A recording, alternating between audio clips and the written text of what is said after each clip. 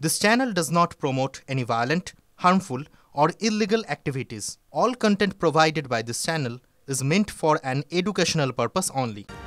Junior চিকিৎসকরা অনশন করছেন আর তারই মধ্যে পুজোর আবহ আরো বড় সিদ্ধান্ত তিলোত্তমা কাণ্ডের প্রতিবাদের সুর চড়িয়ে এবার গণ ইস্তফা আরজি করের পর এবার কলকাতা মেডিকেলেও গণ ইস্তফা জুনিয়র চিকিৎসকদের অনশনে 3 দিনের মাথায় এই গণ ইস্তফা সিনিয়রদের প্রয়োজনে ব্যক্তিগত স্তরে সরকারি নিয়ম মেনে ইস্তফার হুঁশিয়ারি সিনিয়র ডাক্তারদের।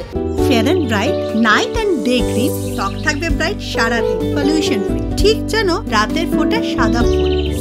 সারাদিন হ্যাপি ব্রাইট স্কিন। আজই আরজি করে গণ ইস্তফা দেন আরজি করের 50 জন সিনিয়র ডাক্তার। ছবি দেখাচ্ছি আপনাদের।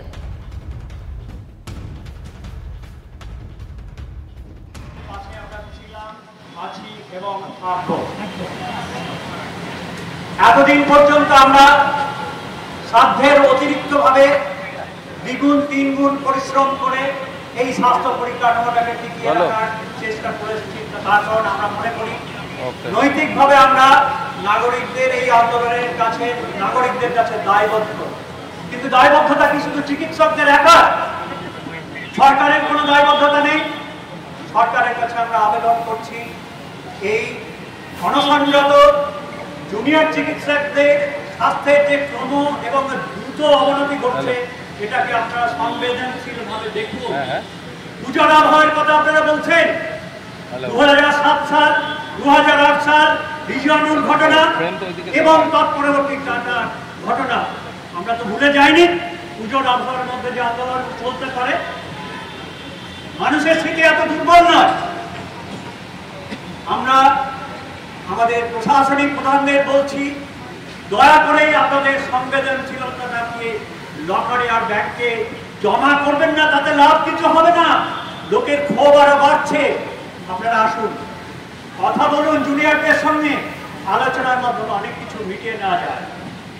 আপনারা সংবেদনশীলতার পরিচয় দিলে আমরা আমাদের রোগী পরিষেবার কাজ চালিয়ে যাব। তার কারণ এটা গণ আন্দোলন। কিন্তু আরজি করের ছবিটা আপনাদেরকে দেখালাম, কিন্তু শুধুমাত্র আরজি কর নয়, কলকাতা মেডিকেলেও গণ ইস্তফার সেখানকার ছবিটা এই মুহূর্তে দেখাবো। আমাদের প্রতিনিধি প্রদীপ্ত কান্তি ঘোষ এই মুহূর্তে সেখানে রয়েছেন। প্রদীপ্ত, দেখো, মেডিকেল কলেজের যে চিকিৎসকরা তারা কিছুক্ষণ আগে যে কথা জানালেন তা হলো আগামীকাল তারা এই গণ ইস্তফার পথে হাঁটবেন। কিছুক্ষণ আগে তাদের যে এই যে মঞ্চ রয়েছে সেই মঞ্চ আমি দেখানোর চেষ্টা করব। আমার সহকর্মী দীপঙ্কর দাশগুপ্তকে বলবো এবং যে সিনিয়র চিকিৎসকরা রয়েছেন তাদের সঙ্গে একবার কথা বলারও চেষ্টা করব যে তারা ঠিক কী সিদ্ধান্ত নিচ্ছেন এবং কেন এই সিদ্ধান্ত তারা নিচ্ছেন। আপনারা কেন এই সিদ্ধান্তের পথে হাঁটছেন গণ ইস্তফার? আমাদের ছেলে মেয়েদের দাবিগুলো খুবই সঙ্গত। অনেক দিন ধরে অনেক রকমভাবে তারা চেষ্টা করেছে। এখন যখন তারা অনশনে গেছে, আমাদেরই তো ছেলে মেয়ে, তাদের স্বাস্থ্যটাকে, তাদের যে ইমোশনটাকে, সেটা তো আমরা অবহেলা করতে পারি না। আমরা ওদের সাথে আছি, সেটা বোঝানোর জন্য এক্সট্রিম স্টেপ দরকার হলে আমরা নিতে পারি, সেটা বোঝানোর জন্য আমাদের এই সিদ্ধান্ত। আগামীকাল থেকে আপনারা এই সিদ্ধান্ত? আগামীকাল আমাদের মিটিং আছে, আমরা 11টার সময় আমাদের ফ্যাকাল্টিতে মিটিং আছে, সেইটা করে আমরা এটা সকলের কাছ থেকে মত নিয়ে আমরা সিদ্ধান্তটা নেব, সকলের সই থাকবে। এই মুহূর্তে আপনারা চাইছেন যে সরকার অতি দ্রুত এই যারা আন্দোলন করছেন তাদের সঙ্গে, এগুলোর শারীরিক অবস্থা খুব খারাপ, মানসিক তো আগে থেকেই খারাপ ছিল, এখন শারীরিক যারা অনশনে বসেছে তাদের শারীরিক অবস্থা দ্রুত অবনতি হচ্ছে, সময়ে নেই, তাদেরকে বাঁচাতেও হবে, স্বাস্থ্য পরিষেবাও বাঁচাতে হবে, তাদেরকেও বাঁচাতে হবে।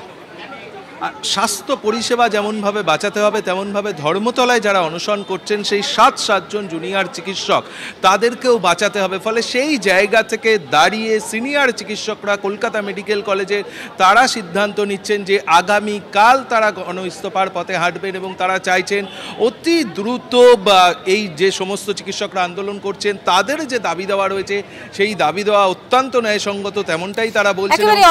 আমরা যেটা আগেও দেখেছিলাম জুনিয়রদের পাশে সিনিয়ররা রয়েছেন, এবারেও সেটা আমরা দেখতে পাচ্ছি এবং প্রতীকী এই গণ ইস্তফা এই মুহূর্তে সিনিয়র ডাক্তাররা তারা কিন্তু দিতে শুরু করেছেন। এদিকে ডাক্তারদের নিরাপত্তা ইস্যুতে ভার্চুয়াল বৈঠকে মুখ্য সচিব, বৈঠকের মাঝেই আরজি করের সিনিয়র ডাক্তারদের এই গণ ইস্তফা যে খবর আপনাদের দিচ্ছিলাম, স্বাস্থ্য সচিবের সঙ্গে জরুরি বৈঠক মুখ্য সচিবের, বৈঠকে সিনিয়র ডাক্তারদের গণ ইস্তফা নিয়েও আলোচনা, নিরাপত্তা বৈঠকে বিভিন্ন মেডিকেল কলেজের অধ্যক্ষরা।